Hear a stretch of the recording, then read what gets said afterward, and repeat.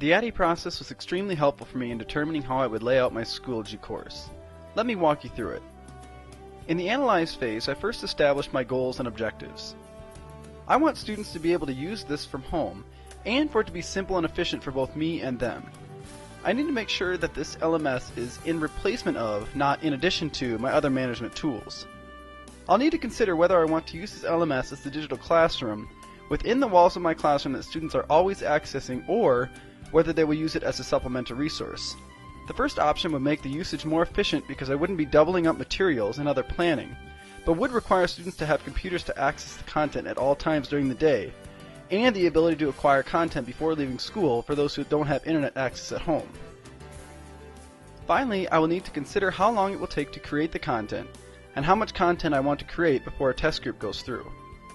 Next comes the design phase. Here I determined how I would design my first unit by determining what needed to be set up in Schoology to make it an effective, efficient learning environment.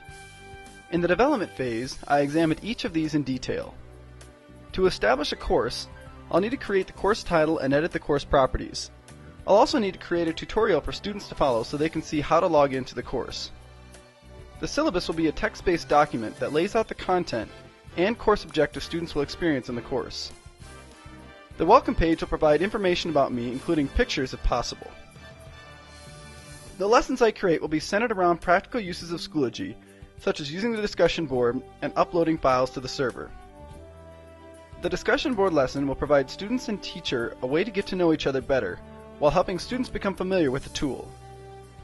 Students will follow a grade tutorial posted in the video section to help them learn how to access and follow their grades.